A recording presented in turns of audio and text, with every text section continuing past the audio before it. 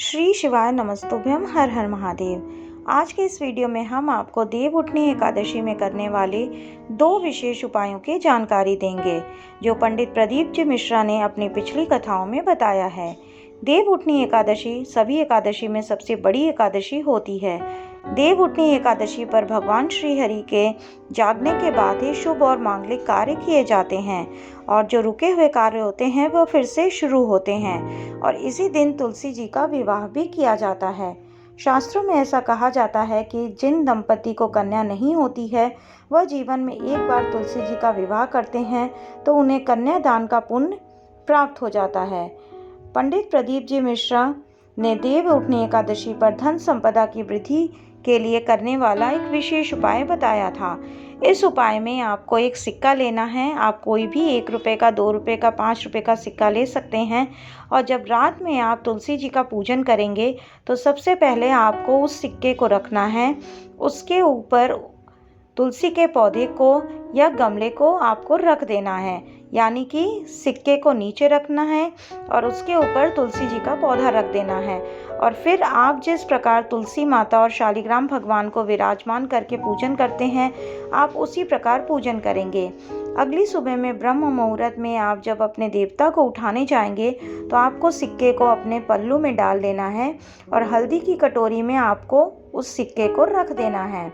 इसके बाद थोड़ी देर बाद उस सिक्के को आपको अपने व्यापार के स्थान पर अपने अलमारी में या तिजोरी में रख देना है। ऐसा करने से व्यापार बढ़ने लगेगा, धन संपदा में वृद्धि होना निश्चित है। पंडित प्रदीप जी मिश्रा का बताया यह काफ़ी सरल उपाय है जो आप देवउठनी एकादशी के दिन अवश्य कीजिएगा। दूसरा उपाय उन लोगों को करना है जिनका विवाह नहीं हो रहा है, विवाह में अड़चन आ रही है या बार बार बात बनते बनते बिगड़ जाती है, मांगलिक दोष हो या कोई भी दोष हो, विवाह नहीं हो पा रहा है, तो यह उपाय आपको तुलसी विवाह वाले दिन करना है। इस उपाय में आपको 4 दिशाओं का स्मरण करना है, यानी कि जिस बेटा बेटी का, जिस लड़के लड़की का विवाह नहीं हो रहा है उनको 4 दिशाओं का स्मरण करना है और उनको अपनी हथेली में आटे का एक दीपक रखना है। आटे का दीपक आप पहले से ही तैयार करके रख सकते हैं। यह चौमुखी दीपक होना चाहिए और उसमें आपको घी रखना है और आपको 4 अलग अलग बाती बनानी है, यानी कि चौमुखी दीपक आपको अपने हाथ में लेना है और उसमें 4 अलग अलग बाती बनाकर उसमें रखना है। आप इस दीपक में आपको थोड़ा सा पीला चावल, जिसे आप हल्दी से पीला कर सकते हैं, उसे उस दीपक में आपको डाल देना है।